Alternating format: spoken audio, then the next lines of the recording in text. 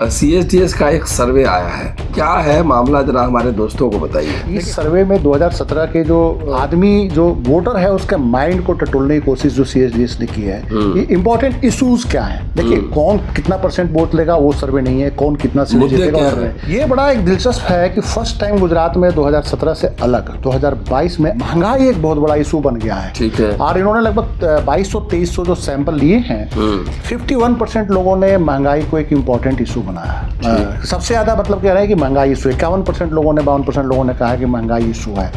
15% लोगों ने यह भी कहा है कि अनएम्प्लॉयमेंट इशू है। और 6% लोग जिसकी गुजरात मॉडल की आप बात करते हैं, ये बहुत डेवलप मॉडल है, वहां पे 6% लोगों ने यह भी कहा है कि हंगर भी एक इशू है और गरीबी भी एक बहुत बड़ा इंपॉर्टेंट है, पॉवर्टी भी एक इंपॉर्टेंट इशू है। मीन्स कि 2/3 लोग, 100 में से 2/3 लोग गरीबी, भूखमरी, बेरोजगारी और महंगाई को एक महत्वपूर्ण इशू बता रहे हैं। और ये पिछले जो 2017 का सर्वे था, उस समय महंगाई सिर्फ 15% लोगों के लिए इशू था। अनएम्प्लॉयमेंट 8 से 9% लोगों के लिए एक इंपॉर्टेंट इशू था। लेकिन बारी एक बहुत बड़ा इंपॉर्टेंट इशू है जो शायद भाजपा के लिए बहुत अच्छे संकेत नहीं है।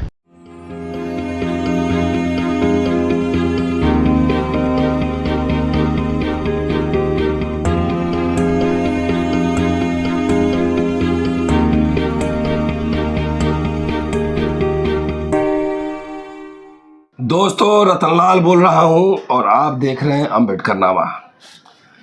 आज चर्चा गुजरात पर। मोरवी में एक पुल दुर्घटनाग्रस्त हो गया है। तकरीबन 100 लोग से ज़्यादा उसमें मर गए हैं।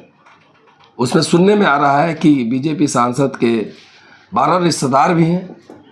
क्या मायने हैं, कैसे पुल टूटा, इसके पीछे क्या है, ये भी समझने की कोशिश करेंगे। साथ में CSDS का एक सर्वे आया है गुजरात चुनाव को लेकर, उसको भी समझने की कोशिश करेंगे।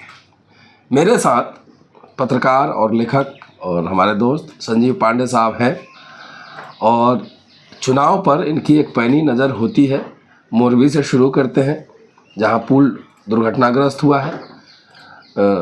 बहुत ही गुजरात मॉडल का बहुत ही डंका देश में पीटा गया था, उस मॉडल को भी समझेंगे। और साथ में विधानसभा चुनाव कभी भी घोषणा हो सकती है। विधानसभा चुनाव CSDS के नज़र से समझने की कोशिश करेंगे। स्वागत है संजीव जी। नमस्कार सर। नमस्कार, कैसे हैं? बढ़िया। मोरवी का क्या है मामला? देखिए, मायना ये है कि ये ऐसे तो भारतीय जनता पार्टी के राज में कई पुल ध्वस्त हुए हैं और सड़कें भी जो नई नई बन रही हैं वो भी टूट रहे हैं। लेकिन ये मोरवी का पुल काफ़ी पुराना पुल था और ब्रिटिश राज में बना था और उसी पुराने पुल को रिपेयर कर कर के ये चला रहे थे। और उस पुल के कल टूट जाने से मतलब कि एक अंदाज़न अभी जो बता रहे हैं कि 170 लोगों की मौत हुई है जो वहाँ पे उस पुल पे गए थे। और ये जो पुल का जो दुर्घटनाग्रस्त होना, पुल का टूटना, ये जो डेवलपमेंट के गुजरात मॉडल है उस पर एक बहुत बड़ा प्रश्न है कि आखिर ये गुजरात मॉडल इस तरह से है कि एक पुल दुर्घटनाग्रस्त हो जाए, और जिस मॉडल के डेवलपमेंट की लगातार चर्चा होती रही है, 2003-04 से लगातार चर्चा हो रही है कि गुजरात में ये है, गुजरात में वो है, कभी यहाँ गुजरात में है, कुछ दिन गुजारिए गुजरात में।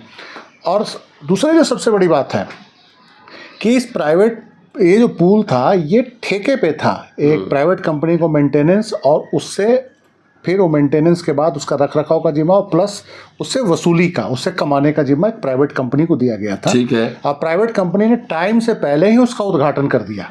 और इस मतलब रिपेयर कितने दिन से चल रहा था? रिपेयर उनको कंपनी को पीछे जब उनका काम अलाट हुआ था तो वो कह रहे थे कि 1 या 2 महीने का, जो अभी तक जो खबरें आ रही है छन के, कि जो मतलब कि अभी उसका सर्टिफिकेशन भी डीएम से मिलना था कि इसका उद्घाटन किया जाए कि ना किया जाए। और इसका उद्घाटन करके कंपनी ने इसकी शुरुआत कर दी। कंपनी ने खुद कर लिया, खुद ही कर दी। और दूसरा ये है कि अभी जो खबर आई है और जिसको विपक्षी दलों ने, कांग्रेस और आम आदमी पार्टी ने एक बड़ा इशू बना दिया है कि ये डीएम जो थे वो पुल को प्राइवेट किसी भी कंपनी के देने के खिलाफ थे, अच्छा। जो मोरबी के डीसी जो थे। लेकिन ये आरोप लगाया है आपने कि अहमदाबाद से किसी सीनियर नेता का फ़ोन आया था, उसके बाद डीएम ने मजबूरी में वो जो पुल जो था वो प्राइवेट कंपनी को दे दिया था, कोई ओरवा नाम की कंपनी है, और उसके बाद इतने लोगों की मौत हुई है। तो ये एक दुर्घटना से 2-3 बातें बड़ी स्पष्ट आ रही है कि एक तो हर चीज़ का व्यापारीकरण, कि पुल जो है उस पे भी पैसे लिए जा रहे हैं। दूसरी जो सबसे बड़ी बात ये है कि मेंटेनेंस के नाम पे, रख रखाव के नाम पे या कंस्ट्रक्शन के नाम पे जो अरबों करोड़ों रुपए पूरे देश में खर्च हो रहा है, उसकी जो उसका जो क्वालिटी कंट्रोल की जहाँ तक बात है, उस पर तमाम क्वेश्चन उठ रहे हैं और कई ऐसी घटनाएं हो चुकी हैं, लेकिन उसके बावजूद कहीं भी ना कोई जांच होती है, ना कहीं सीबीआई इसकी जांच करती है, ना कोई राज्य एजेंसी जांच करती है। आपको याद होगा कि बनारस में भी आज से 2-1 साल पहले एक पुल गिरा था।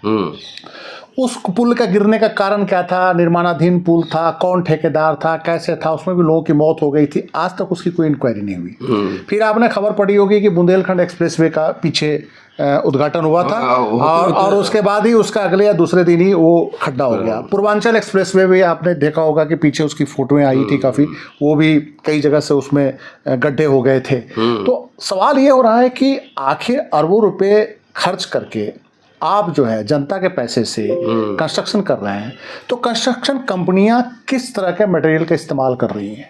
ये गुजरात मॉडल पे एक इम्पॉर्टेंट सवाल है। और चूंकि अब घटना गुजरात में हो चुकी है, आनंद फानंद में एफआईआर भी हुआ है, बाकी देश के दूसरे राज्यों में जब घटनाएं हो रही हैं तो ना कोई एफआईआर हो रहा है, ना कोई इंक्वायरी हो रही है।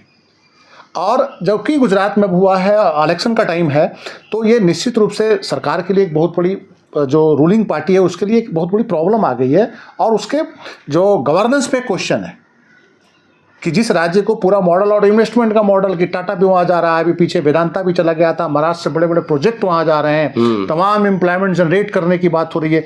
उस राज्य में पुल के गिरने से 200 के करीब बंदे मर रहे हैं। कि बेसिक इंफ्रास्ट्रक्चर की इतनी पुअर स्थिति है उस राज्य के अंदर।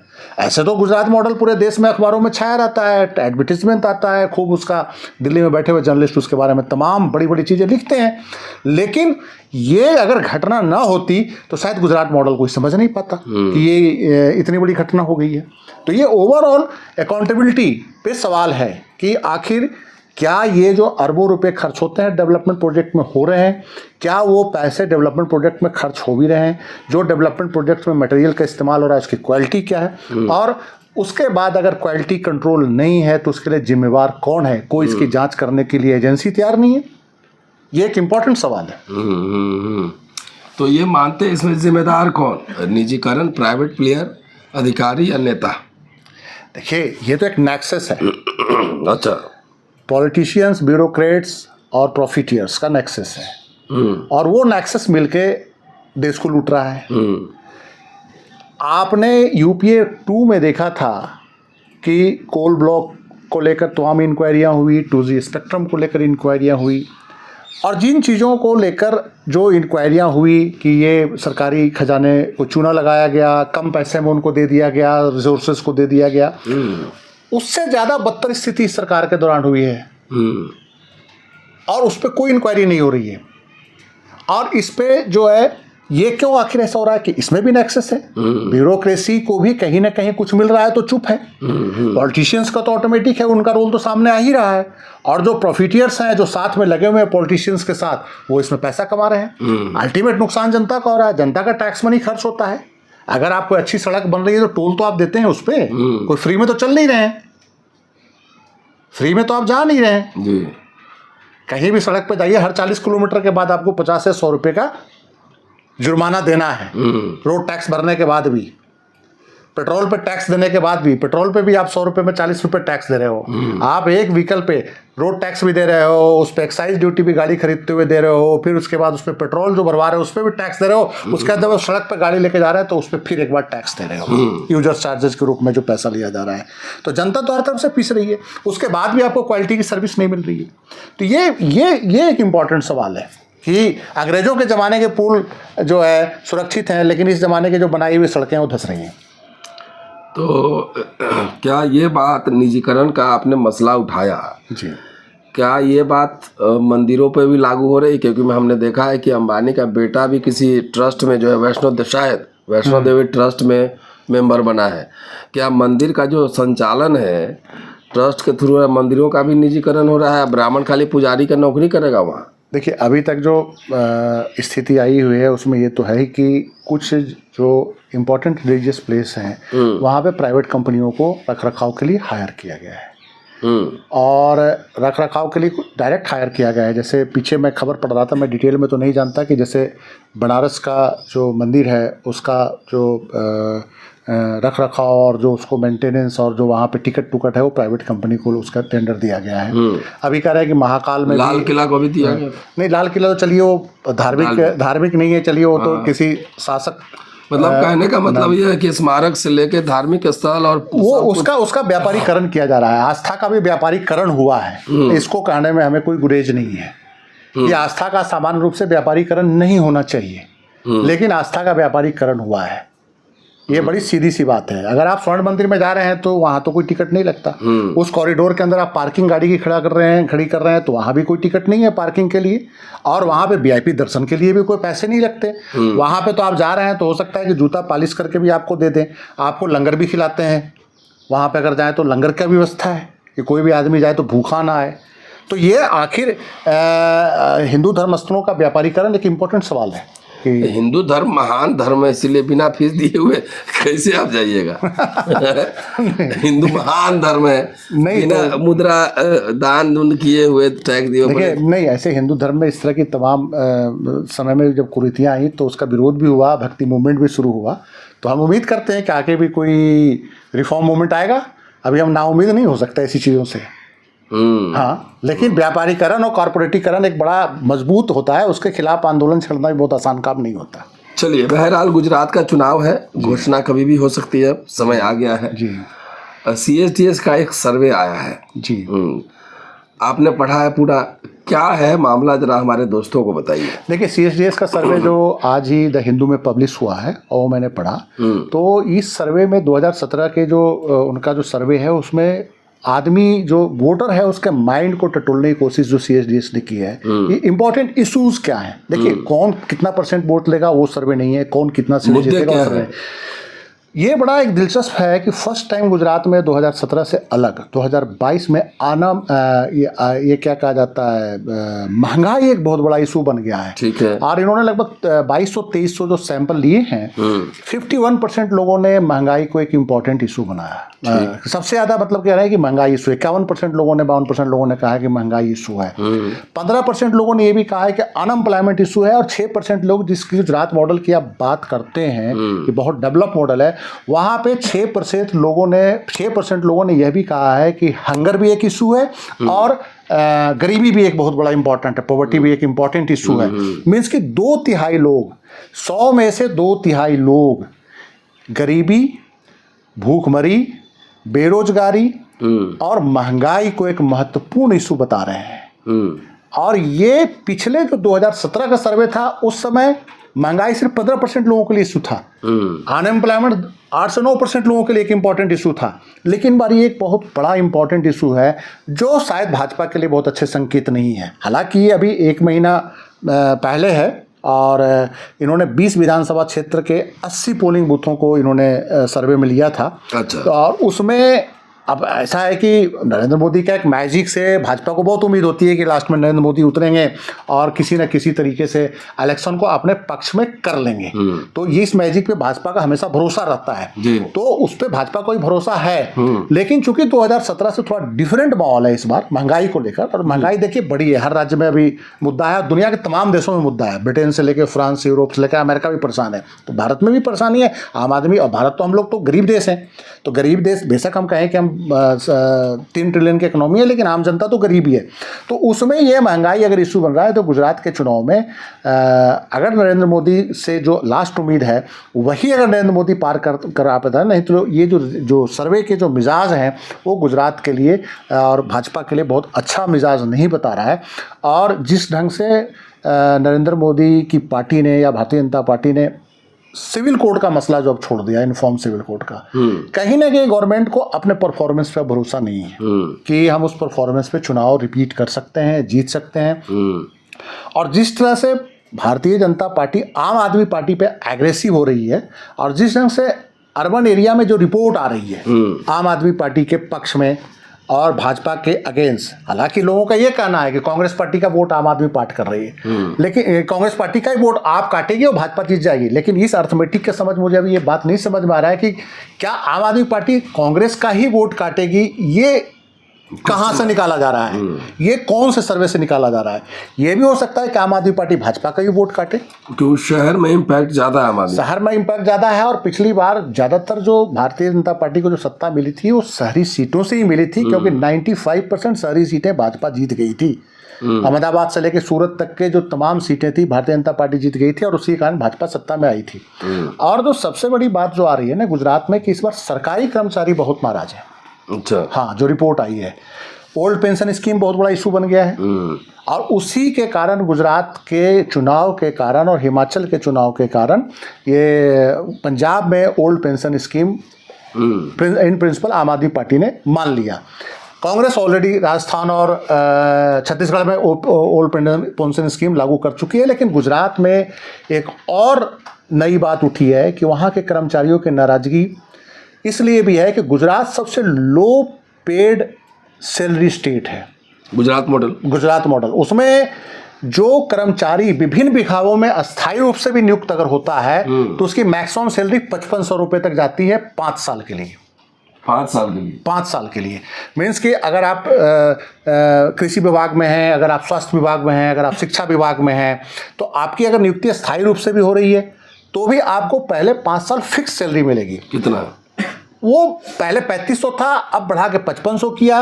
वो 5500 पे गुजरात हाईकोर्ट में मसला गया, गुजरात हाईकोर्ट ने सरकार को बोला कि ये गलत है, उसका तो मामला सुप्रीम कोर्ट में पेंडिंग है।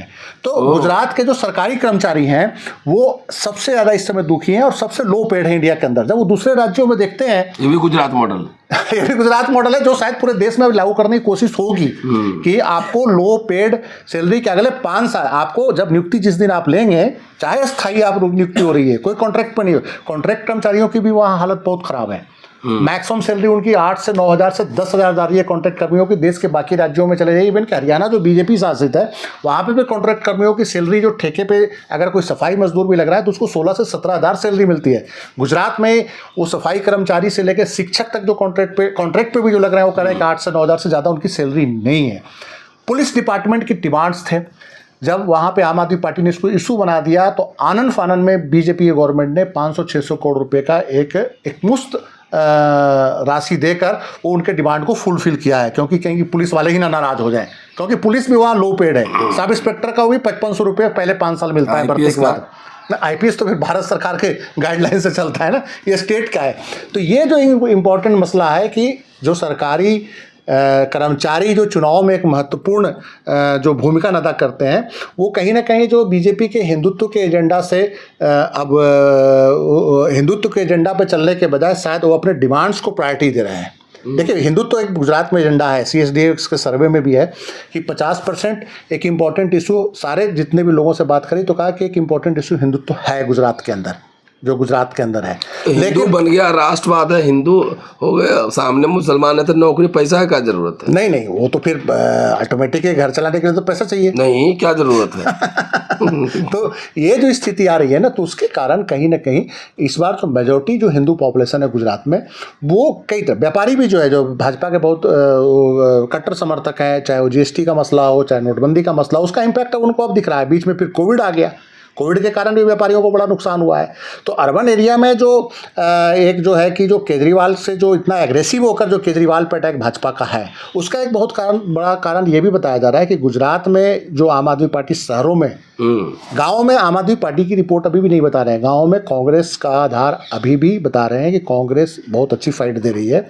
लेकिन अर्बन गुजरात में भाजपा को सबसे ज़्यादा मजबूत टक्कर आम आदमी पार्टी से मिल रही है। तो भाजपा को कहीं ये लग रहा है कि कहीं हंग असेंबली की सिचुएशन ना आ जाए, कहीं चुनाव हार ही ना जाए, और उसके ऊपर ये फिर मोरबी की घटना होगी, जो इतनी बड़ी घटना हुई है। तो कहीं ना कहीं सरकार को तो ये जवाब देना पड़ेगा ना कि यही गुजरात मॉडल है, एक पुल गिर गया और 150 से ऊपर ज़्यादा लोग मर गए। तो ये एक इम्पॉर्टेंट मसला है। तो जो सर्वे दिखा रहा है, जी, अगर उसको ट्रांसलेट हो जाए वोट में तो क्या इम्पैक्ट हो सकता है उसका? उससे वो ये सर्वे का अगर यही अगर इम्पैक्ट होगा तो बीजेपी हार जाएगी। अगर यही इशू प्रिवेलेंट रह गया, अगर इलेक्शन तक यही प्रिवेल कर गया, ये इशू ही पे ही वोट हो गया, इसमें 51% लोग कह रहे हैं कि महंगाई उनके लिए सबसे बड़ा इशू है। और सबसे वेरी इंपॉर्टेंट इशू में 80% लोग बोल रहे हैं कि महंगाई उनके लिए सबसे महत्वपूर्ण है। और उसमें दलित लोग का कुछ सर्वे आया ना, सर्वे नहीं, उन्होंने कास्ट बेस पे कोई सर्वे नहीं किया, ओवरऑल उन्होंने एक वो लिया है आम जीवन से जुड़े लोगों के मसलों पे। उसमें जो है, अब देखिए ये तो महंगाई तो है, चाहे दलित हो, चाहे अगड़ा हो, चाहे बैकवर्ड हो, चाहे पिछड़ा हो, महंगाई तो सब पे अटैक करेगी। नहीं, लेकिन राष्ट्रवाद, हिंदू और भक्ति के नाम तो महंगाई देख लेंगे, हिंदू फर्स्ट नहीं, ये पाकिस्तान में भी पहले होता था, जब जनरल जिया ने इस्लाम की बात करी थी। तो पाकिस्तान ने तो बनवा रहे हैं, और क्या तो वो भी 15 साल बाद वो भी तो उब गए ना उससे। 15 साल 20 साल बाद वो भी उब गए। पाकिस्तान में भी अब देखिए कि कौन सी स्टेबिलिटी है, उनकी इकोनॉमी खराब है, वहाँ की जनता डेली विद्रोह करती है, घूमती है। ये ईरान के अंदर भी क्या हो रहा है, इतने लोग हजारों हजार लोग आ रहे हैं, वो तो पूरी तरह से सिया कंट्री था और पूरा इस्लामिक लॉ के हिसाब से पिछले 40 साल से वो देश चल रहा था 1979 के रेवोल्यूशन के बाद, इस्लामिक रेवोल्यूशन के बाद। अभी डेली देखिए कि हजारों लाखों में लोग सड़कों पे आ रहे हैं। वो क्यों आ रहे हैं? सिर्फ इसलिए थोड़ी कि हिजाब का मसला है, मसला लाइफ का हो गया है कि 10 गुना ज़्यादा महंगाई बढ़ गई है वहाँ पे ईरान के अंदर। आम लोगों का जीवन, बच्चों को पढ़ाना मुश्किल हो रहा है। हमारे यहाँ भी बच्चों को पढ़ाना ऐसे मुश्किल है, मतलब कि आप प्राइवेट स्कूल में लाख रुपए की इनकम ना हो तो प्राइवेट स्कूल में आप पढ़ा नहीं सकते अपने बच्चों को। शिक्षा का निजीकरण और स्वास्थ्य का निजीकरण का अल्टीमेट जो खामियाजा होगा वो सबको भुगतना पड़ेगा। सिर्फ सेकुलर लोगों को, कम्युनिस्टों को भुगतना नहीं पड़ेगा, वो भाजपा के लोगों को भी भुगतना पड़ेगा, जो आम जो लोग हैं। नहीं, वो तो पहचान चिन्ह लगेगा ना। पहचान चिन्ह लेगा तो मुफ्त में एडमिशन थोड़ी दे देगा। मुफ्त में व्यापारी कभी एडमिशन नहीं देता, दुकानदार का भी इलाज नहीं करता। बिहार में देखते हैं ना, जनेऊ से पहचान लेता है, तो जनेऊ का किसी जनेऊधारी को कोई प्राइवेट हॉस्पिटल और फ्री में इलाज थोड़ी कर देगा। राष्ट्र के नाम पर तो चलेगा इतना, कोई कुछ नहीं चलेगा। व्यापारी होता है, उसमें प्रॉफिट देखना है। अच्छा, ये सारे इश्यूज CSDS ने उठाए हैं, इंडियन एक्सप्रेस ने छापा है, नहीं, हिंदू ने छापा है, सॉरी हिंदू ने छापा है। लेकिन वहाँ अपोजिशन में प्लेयर कौन कौन है जो बीजेपी को हरा सकते? देखिए, अभी अपोजिशन में जो 2 इंपॉर्टेंट प्लेयर तो है ही, आम आदमी पार्टी और कांग्रेस। पहले था कि कांग्रेस और भाजपा का ही सीधा अभी तक गुजरात में टकराव रहा है। इस बार आम आदमी पार्टी एक नई एक मतलब कि मैदान में उतरी है। वहाँ पे काफ़ी जोर भी लगा रहे हैं, वहाँ पैसे भी खर्च कर रहे हैं, वहाँ विज्ञापन भी दे रहे हैं, अपने रिसोर्स का पूरा इस्तेमाल कर रहे हैं। पंजाब से भी हेलीकॉप्टर जा रहा है, पंजाब के मिनिस्टरों की ड्यूटी लग रही है, जहाँ जहाँ से इनके जितने रिसोर्स हैं लग रहे हैं। और हालांकि केजरीवाल का इकोनॉमिक मॉडल को मैं बहुत स्ट्रॉन्ग इकोनॉमिक मॉडल नहीं मानता, क्योंकि केजरीवाल का इकोनॉमिक मॉडल वहीं तक है कि एक तबके को फ्री में दो, लेकिन लार्जर कंट्री के इंटरेस्ट में एक अस्थायी इकोनॉमिक मॉडल केजरीवाल के पास क्या होगा, वो उसकी कोई जानकारी नहीं मिल रही है। मुझे लगता है कि 1990 से पहले इससे बेहतर इकोनॉमिक मॉडल कांग्रेस के पास था। 90 से पहले कांग्रेस, हालांकि कांग्रेस भी अब उस पर नहीं आ रही है। तो हाँ, वो सब तदर्थ है, सब एडहॉक है कि हम पावर में आए तो हम ये कर देंगे। लेकिन गुजरात में फ्री बिजली, अच्छा एजुकेशन और फ्री हेल्थ भी केजरीवाल ने सफलतापूर्वक एक इशू बना दिया है। और लोग, जो मैं इंटरव्यू देख रहा हूँ लोगों से, जो देखता हूँ टीवी चैनलों पे या यूट्यूब चैनलों पे, जो लोग जब बात कर रहे हैं, तो महंगी बिजली एक इम्पॉर्टेंट इशू गुजरात में, जहाँ 9 से 10 रुपये यूनिट बिजली गुजरात में लोगों को अर्बन एरिया में मिल रहा है। ये भी गुजरात मॉडल, हाँ, ये भी गुजरात मॉडल। वो नहीं, वो पूरे देश में फिर वो मॉडल लागू हुआ है। अभी स्मार्ट मीटर आ जाएगा तो अभी और बिजली महंगी होगी, वो 15-18 रुपये 20 रुपये भी यूनिट पड़ सकता है। अभी तो ये शुरुआत है। फिर डिबिया युग में जाने की तैयारी है। कौन से आयो? डिबिया लालटेन। तो फिर तो उसके लिए तो लालू यादव को लाना पड़ेगा लालटेन के लिए तो नहीं। तो कहीं ना कहीं केजरीवाल को ये बेनिफिट, जो दिल्ली के जो बिजली का जो मसला है, जो एक तबके को इसका लाभ मिलता है, तो उसका तो इम्पैक्ट हरियाणा में भी दिखता है और नोएडा में भी दिखता है, जहाँ महंगी दिल्ली से बिजली ज़्यादा महंगी है। हमें भी फील होता है, जो आस पड़ोस के राज्यों में जो लोग रहते हैं दिल्ली के आसपास, कि हम महंगी बिजली हमें मिल रही है। तो गुजरात में भी निश्चित रूप से ये शिक्षा, एजुकेशन, हेल्थ को इन्होंने इश्यू बनाया। कितना वोट में तब्दील होगा और लास्ट में फिर वही कहीं हिंदुत्व वाला मसला चल जाए और 50% मोदी उसको टर्न कर दें हिंदुत्व में, यूनिफॉर्म सिविल कोड का मसला चल जाए, तो बात अलग है। लेकिन अभी तक चुनाव से 1 महीना पहले एक इम्पॉर्टेंट इशू है, और इस इशू पर अगर जनता ने वोट किया तो बीजेपी की परेशानी बढ़ेगी। तो उसमें 3 प्लेयर अब हो गए, कांग्रेस, आप और बीजेपी। बीजेपी। तो आपके मजबूत होने का नुकसान किसको होगा? आपके मजबूत होने का नुकसान एनालिसिस यही हो रहा है कि हिमाचल में भी अगर आप मजबूत होगी तो कांग्रेस का वोट काटेगी, गुजरात में भी मजबूत होगी तो कांग्रेस का वोट काटेगी।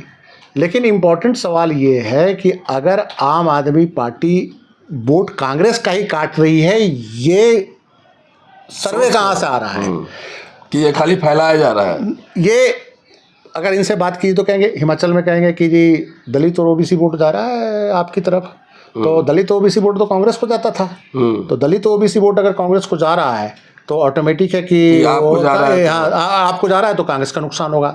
गुजरात में भी, लेकिन गुजरात में तो अगर अर्बन एरिया में अगर ट्रेडिशनल व्यापारी वोट अगर आपको कर गया तो सीधा भाजपा को नुकसान है। तो मेरा ये मानना है कि जो अभी तक की स्थिति आ रही है उसमें ये कहना मुश्किल है कि आम आदमी पार्टी कांग्रेस का ही नुकसान कर रही है। अगर आम आदमी पार्टी कांग्रेस का नुकसान कर रही है तो मैं नहीं समझता कि मनीष सिसोदिया को अरेस्ट करने की जरूरत है। नहीं, वो तो कांग्रेस है, ये हमलावर तो आप पे ज़्यादा है, कांग्रेस तो कुछ बोल भी नहीं रही। यही मतलब कि कुछ लोगों का ये कहना है कि भाजपा अपने सामने आपको खड़ा रख के कांग्रेस को इलेक्शन से ही गायब कर देना चाहती है, जिससे रियल फाइट है। लोगों का ये भी कहना है कि कांग्रेस से रियल फाइट है, इसलिए भाजपा बहुत चालाकी से आपको मेन पोजीशन में ला रही है। लेकिन यही काम दिल्ली में भी हुआ था और दिल्ली में भाजपा पावर से चली गई और लगातार 3 चुनाव से भाजपा पावर से बाहर है। तो ये जो है भारतीय जनता पार्टी कहीं ना कहीं सीरियसली आम आदमी पार्टी को ले रही है अर्बन गुजरात के अंदर। रूरल गुजरात के अंदर अभी भी जो स्ट्रॉन्ग जो एग्रीकल्चरिस्ट हैं, चाहे वो तमाम जातियों के जो लोग हों, वो उसमें कांग्रेस की फॉलोइंग अभी घटी नहीं है जो लोग बता रहे हैं, और रूरल गुजरात में कांग्रेस परफॉर्म करेगी, ये आम लोगों का एक कहना है। और ये जो ग्राउंड लेवल पे ये सच्चाई एकदम नहीं हो सकती कि आम आदमी पार्टी एकदम गारंटेड कांग्रेस का ही नुकसान करेगी और भाजपा को उसका फायदा दे देगी। एजम्पशन है, फैक्ट नहीं है। ये एजम्पशन नहीं है, ये एक जानबूझ के फैलाया हुआ भ्रम है, प्लान भी हो सकता है। अच्छा, एक बात बताइए, राहुल गांधी भारत यात्रा पे हैं जी, क्या गुजरात चुनाव को लेकर कांग्रेस ने अपनी स्ट्रेटजी बदल दी है? देखिए, गुजरात चुनाव को लेकर राहुल गांधी ने स्ट्रेटजी तो ये तो कांग्रेस के अंदर के लोग बता सकते हैं, लेकिन कांग्रेस के लोग ज़मीन पर वहाँ एक्टिव हैं, जैसे शक्ति सिंह गोहिल हैं। लेकिन वहाँ गुजरात कांग्रेस की एक अपनी भी प्रॉब्लम है। लोग ये कहते हैं कि गुजरात कांग्रेस में भाजपा की बहुत ज़्यादा पेनिट्रेशन है। अच्छा, अहमद पटेल के टाइम से गुजरात कांग्रेस जो है वो कहीं ना कहीं भारतीय जनता पार्टी के प्रभाव में रही है। अच्छा। और हर बार कांग्रेस इसी कारण कई बार जीतते रह गई। पिछले इलेक्शन में कांग्रेस जीतते रह गई। कहीं ना कहीं भारतीय जनता पार्टी का जो नेटवर्क था कांग्रेस के अंदर वो काम कर रहा था और कांग्रेस को लास्ट आवर में सबॉटेज किया गया। तो कांग्रेस को लड़ाई सिर्फ भाजपा से नहीं लड़नी पड़ रही है, कांग्रेस को लड़ाई विद इन कांग्रेस जो बीजेपी के जो ऑपरेशन है, नेटवर्क है, उससे भी लड़ना पड़ रहा है। और ये राहुल गांधी को पता भी होगा, ऐसा नहीं कि राहुल गांधी को पता नहीं होगा। राहुल गांधी को ये भी पता होगा कि इलेक्शन क्यों हारते हैं, कैसे हारते हैं, कहाँ से बीजेपी को मदद मिली है, ये डेफिनेटली उनको पता होगा। लेकिन हमें ये नहीं लगता कि कांग्रेस नॉन सीरियस है। कांग्रेस सीरियस है। कांग्रेस का गुजरात में वोट बैंक है और रूरल गुजरात में अभी भी कांग्रेस अच्छा परफॉर्मेंस देगी, मेरा ये मानना है। तो चलिए, ये थे संजीव जी थे और गुजरात मॉडल की परत दर परत पड़ताल आप सुन रहे थे। और इतनी जानकारी मुझे भी नहीं थी कि वहाँ पुलिस को अभी 5-10 हज़ार रुपये फिक्स सैलरी है, फिक्स सैलरी है कांस्टेबल और सब इंस्पेक्टर को। गुजरात का जो ब्यूरोक्रेसी है, नौकरशाही है, भारत में सबसे लो पेड है, लोएस्ट है एक तरीके से। 3rd and 4th ग्रेड जो एम्प्लॉय है, पे कमीशन 3rd and 4th जो है, जो सबसे निचला कर्मचारी है, जो सबसे गरीबी झेलता है, वही सबसे लो पेड है जी। तो देखते हैं ये गुजरात मॉडल। आपने मोरबी पुल से लेकर राजनीति, नौकरशाही और तमाम इशू पर गुजरात मॉडल की ये व्याख्या सुन रहे थे। पूरा वीडियो देखिए, शेयर और सब्सक्राइब करते रहिए। जल्दी मिलता हूँ आपसे अगले एपिसोड में। शुक्रिया।